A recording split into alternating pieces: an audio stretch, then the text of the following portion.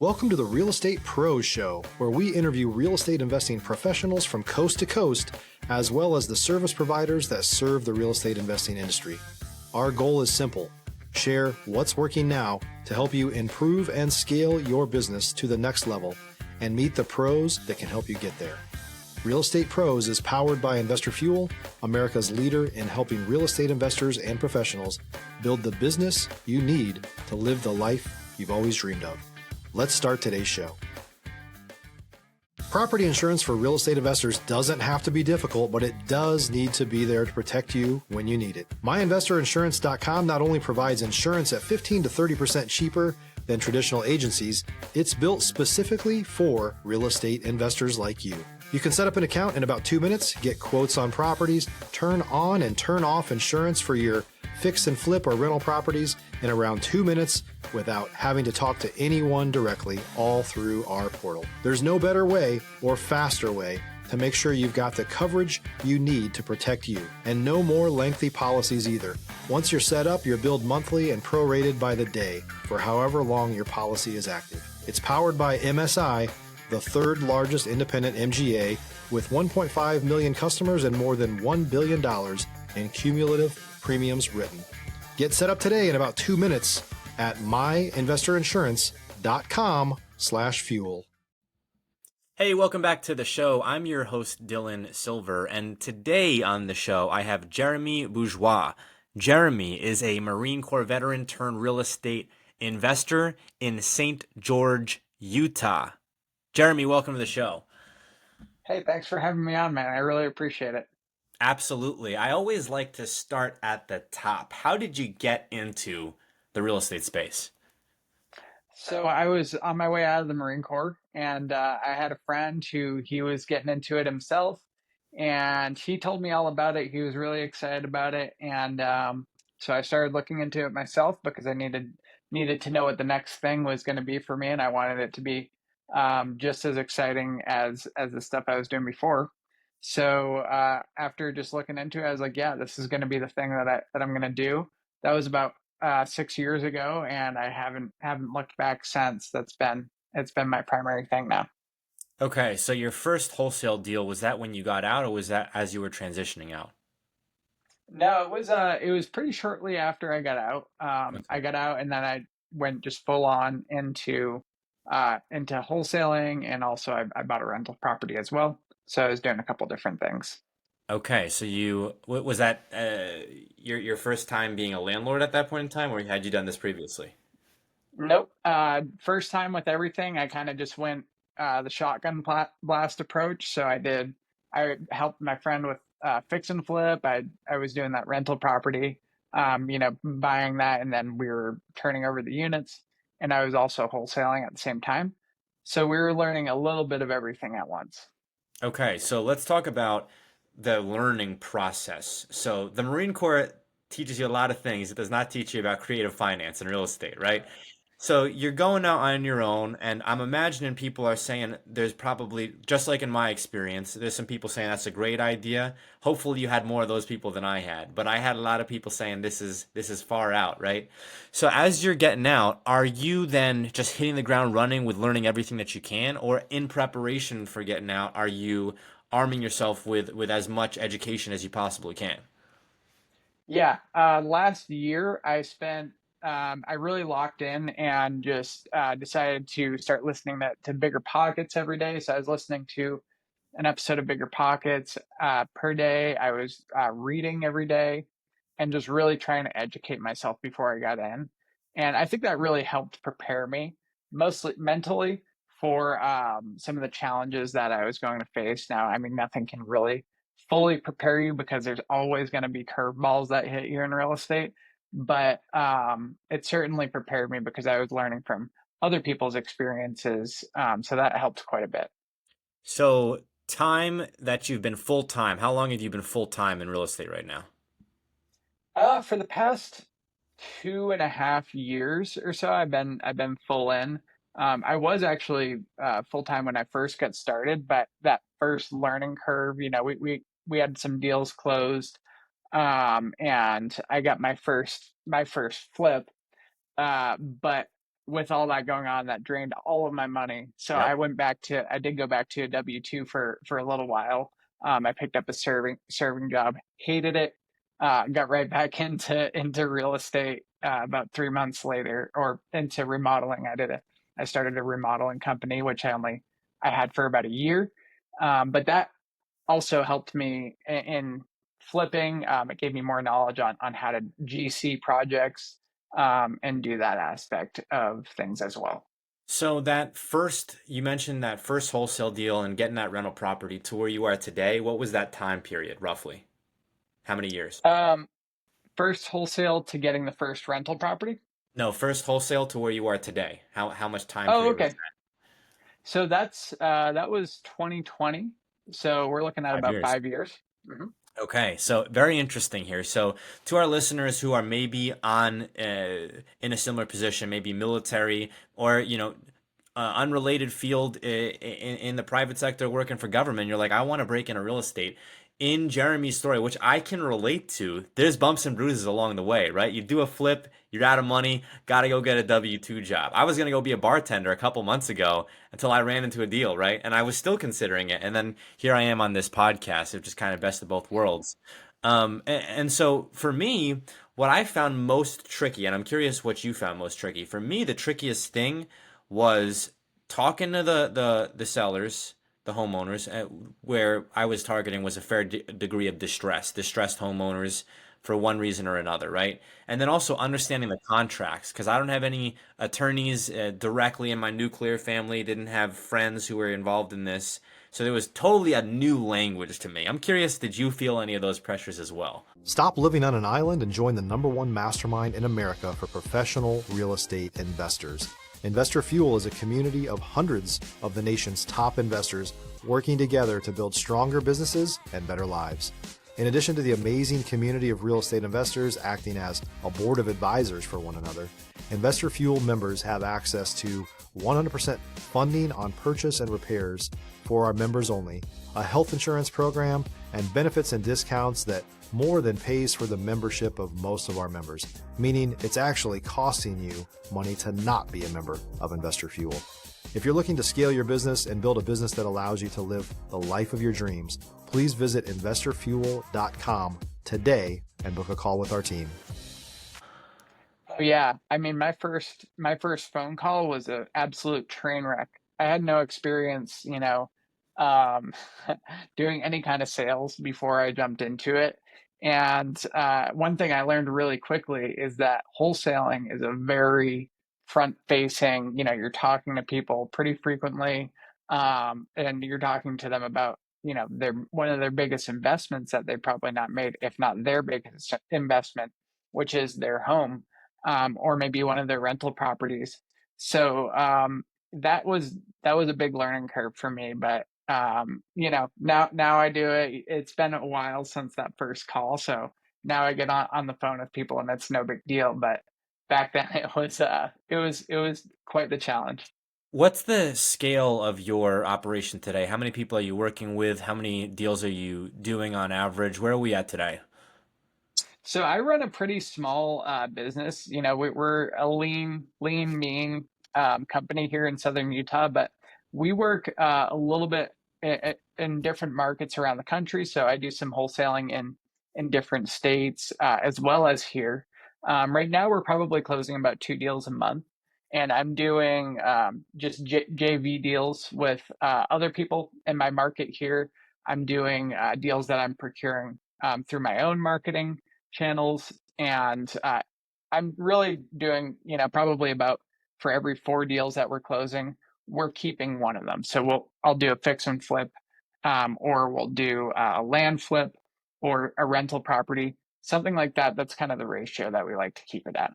This is phenomenal. I love this so much. This is such great work. I mean, to talk about 5 years, career field that's totally unrelated, right? Military service, to then being able to have your full-fledged wholesaling operation, keeping some of these deals to build to build a portfolio, right? I don't know. You may have mentioned. Are you still doing some fix and flips? Are you still doing fix and flips? Yeah. Oh yeah, yeah. I still love, I love wholesaling, but I also love the other aspects of real estate as well. And if you, the good thing about wholesaling is if you find a great deal and if it's in your market, you can just take it down yourself. You don't have to pass off those potential profits to another investor if you can take it down yourself. So, Yeah, that's the best position to be in, to be able to say, I intend to buy this, and then one way or the other, it's getting bought, whether it's by an investor or by yourself. That's the best yeah, position to be in. I got to get some D's in my absolutely. name or an LLC that I own. I'm trying to get to your level, Jeremy. But when I talk about kind of the life or career path of a real estate investor, you've been effectively able to fast track it. I'm sure 5 years doesn't seem like it was super fast, like there were bumps and bruises along the way. But Yeah. I know from personal experience and from seeing people who've been doing it way longer that and they are not at your level, right? That it's pretty outstanding results. But for the career path of a real estate investor that I've been able to see, you go from being on the outside looking in. You mentioned bigger pockets, listening to educational material, networking events, which I want to ask you about, kind of strategic relationships that you've created. Going from there Sure. to wholesaling, I've seen a lot of people then get into fix and flipping, which you mentioned again, Jeremy. From fix and flipping, short-term rental, or any type of rental, which you mentioned, and then from there, I've seen people go into hard money lending, note buying, super creative things that I've heard, like second position liens acquisition, distressed. I was like, very interesting. And then from there, I've seen people go. My podcast guest earlier today was hospital development and medical spaces. Just like incredible the life trajectory of a real estate investor Yeah. when you were getting out of the military, going transitioning into this new career path, were you thinking like 5, 10 years down the line, or were you thinking like 6 months down the line, I got to be a professional wholesaler and I got to get there? If you're looking for consistent, high-quality leads, look no further than Investor Machine. Investor Machine isn't just another agency, it's the most sophisticated, data-driven lead generation company on the planet for real estate investors, and serves the role of being not just a lead generator for your business, but a marketing partner that is helping you achieve your goals along the way. Go to investormachine.com to learn more and schedule a call with our team today.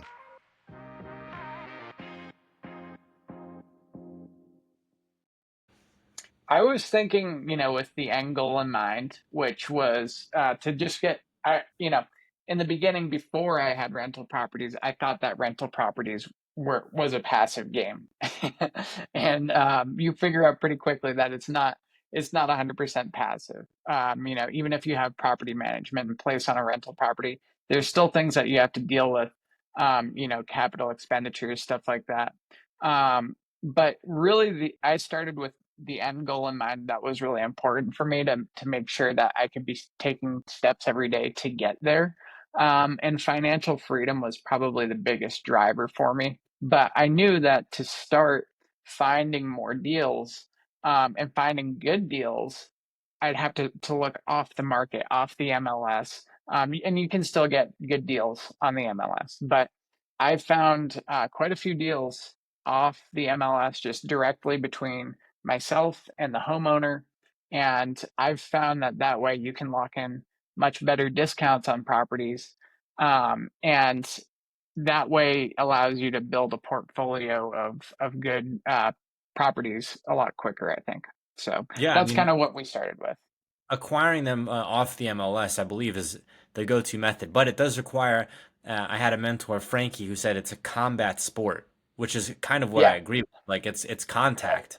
You're in order to get in these off-market properties, you might have to go hit some doors with a, trespassers will be shot sign. I've seen that before, right?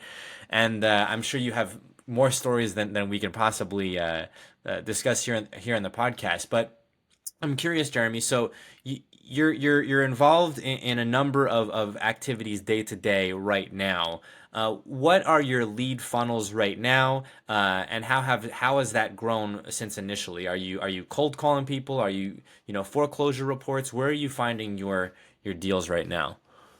Yeah, so cold calling has worked. Historically, that's been my best, my bread and butter. That's where we've closed most of our deals. I have cold callers who are doing the calls for me, so I'm not doing it myself, but they will generate those leads for me, and they'll send the leads over, and basically my role in that is to go look at these leads, figure out, are these good qualified leads, or and should I follow up with them, and at what frequency should I follow up with them and get that deal closed, or are they just garbage? They're not really motivated, because in wholesaling you're typically looking for motivation. That's the biggest thing that you're looking for. So we're sorting through that stuff, primarily through cold calling, but we also have leads that are coming in through our website, and I do JV deals as well. So a little bit of a couple different marketing sources. Okay, cool. So in my head, I'm thinking a lot of cold calling. You've managed to create a team around you. Are they VAs, virtual assistants? Yes. Okay, which I guess pivoting here a little bit, have you found that there's a specific region or area of the world that has better VAs? Uh, you can't beat American callers. Yeah, They're expensive, but the problem is if you hire callers that are based out of like maybe Egypt or India or something like that, where you're paying a very, very cheap wage, they might call someone who is a good lead, but because they have a heavy accent in their voice, they might just hang up right away. So I think it's less about the region of the world and more about how heavy their accent is, or the absence of an accent, I should say. mm, So that's really important, to I guess to not have yeah. that accent present, because that way people will carry on a conversation Jeremy, more frequently. we're delivering value to all the new wholesalers out there.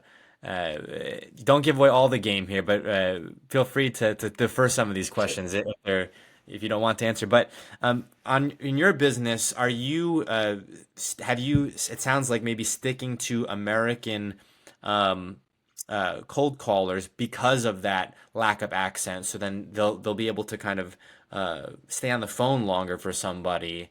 And is that where you're at today with American callers? If you're a new or newer real estate investor looking to launch or grow your real estate investing business, please check out Investor Fuel Club. It's a coaching community, but unlike anything you've ever seen before. And you can actually partner with members of our mastermind from coast to coast on deals right in your market. There's no better opportunity to build a consistent business than to literally partner with pros to help you avoid costly mistakes, avoid the need for capital to do deals, and help you eliminate your fears as you're starting your business. Learn more about Investor Fuel Club at investorfuel.com/club. Yeah, yeah, we use people. We'll use American callers, and yeah, it's more expensive, but we've gotten much higher quality leads from it. So our cost per lead will be more, but the quality per lead will also be much more. So let's say, for example, we're calling a list in Salt Lake City, and there's five other people calling that list. Now, the likelihood that those five other people have other agents who have heavy accents is very, very high.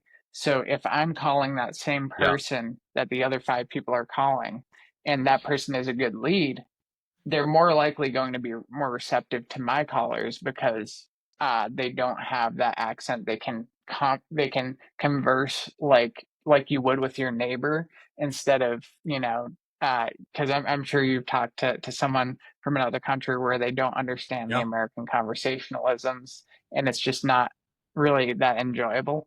So you get a much different quality, and that's what I've seen, but it's not the approach for everyone, because it is more pricey. So I have well, first let me say, I, as a wholesaler myself, think that this conversation is niche, but it's so critical to hear for other wholesalers to hear, right? How often, and I don't know, but how often do people talk about the accents of their cold callers. Like this is utterly critical. Like if you're not going to be doing it Yeah. yourself, you need to understand that this is your time, this is your money. And yeah, to your point, Jeremy, it's going to cost, maybe three times as much, maybe more, right? But you're going to get higher quality engagement, which is going to turn into, results, right? How are you finding good people on the phones? How are you able to find cold callers? So we've done a couple different things. Honestly, it is one of the most challenging things is to get a cold caller and keep them.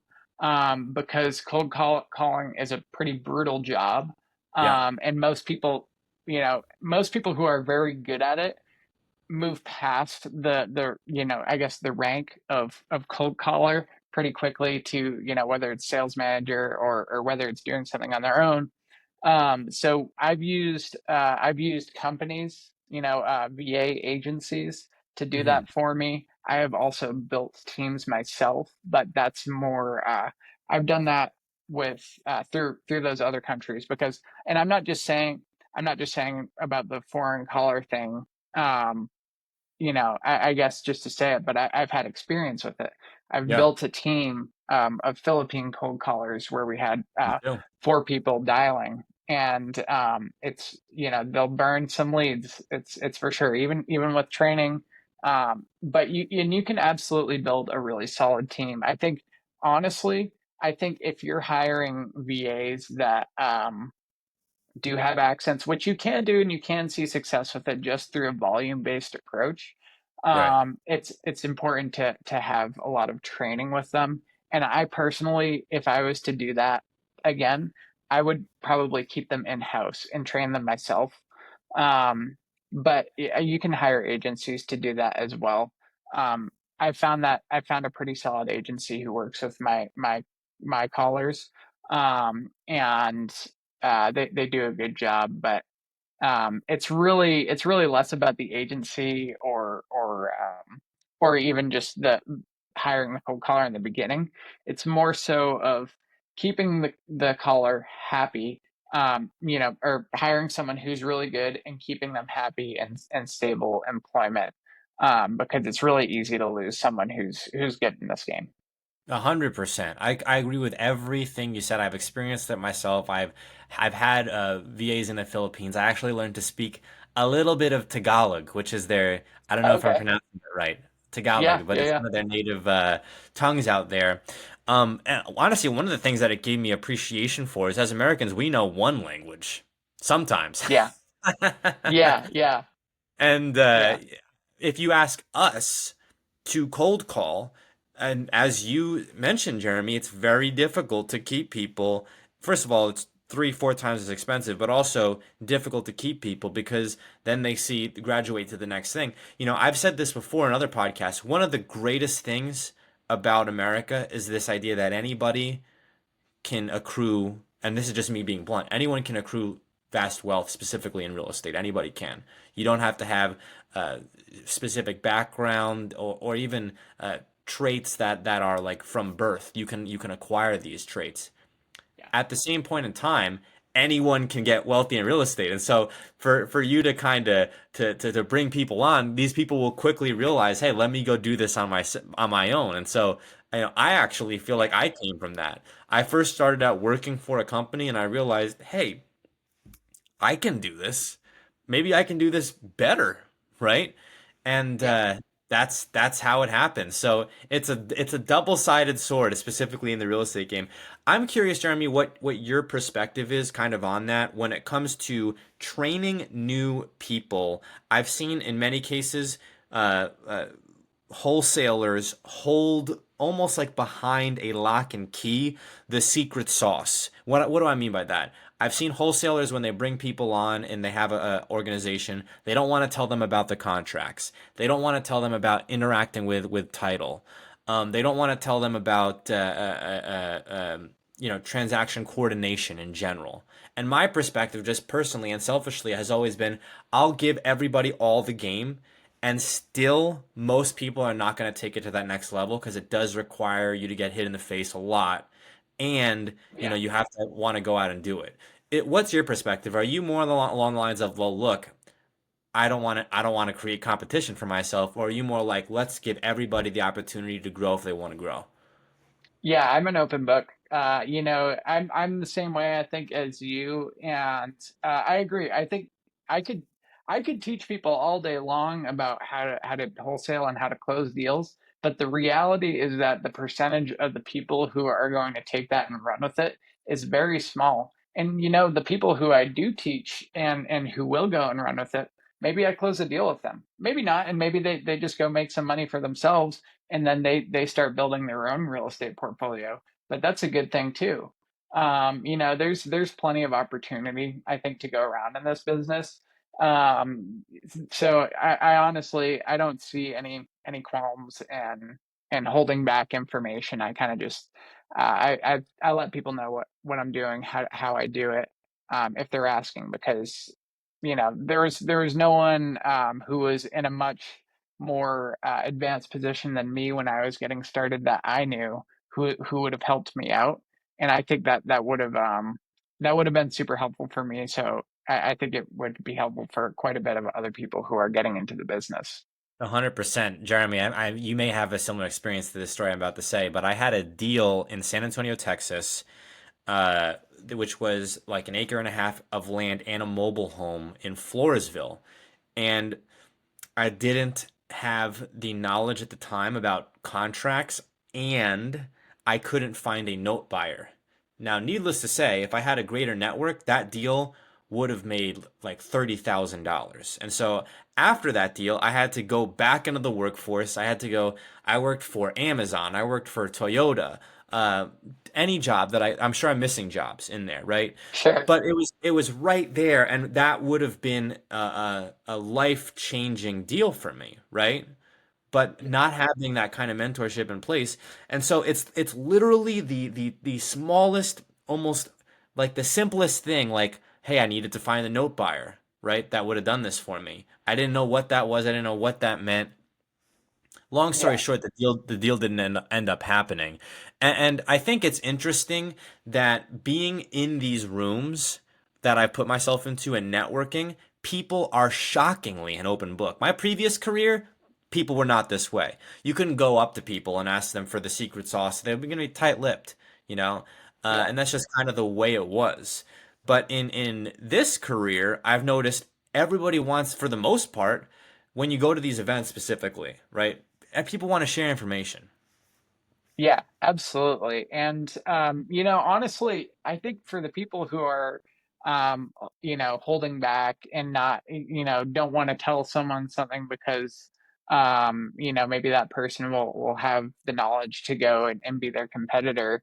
It's like, honestly, there's a lot of information out there. If someone really wants to go figure it out, you could go to a million different places to go find the information on this stuff. So there's no sense in holding it because you can find a ton of information on bigger pockets on YouTube and Facebook groups. You can just connect with a ton of investors to learn about wholesaling, rental properties, fix and flips, whatever avenue of real estate that you want to get into.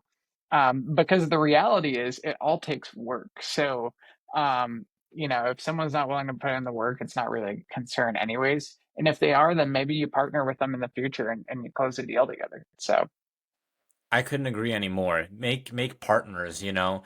If life was a yeah, game of Monopoly and you can't own Boardwalk and Park Place, you want that person to be on your team. I don't know if you've played yeah, Monopoly recently here, Jeremy, but I played Monopoly for the first time in like 5 years recently, and we basically had a team unofficially of me and one of the other people, and we're like, look, we're not gonna screw each other over here. We're gonna maybe like if you land on my thing, I'm not gonna force you to pay. We just have to make sure these other two people lose because we're far behind.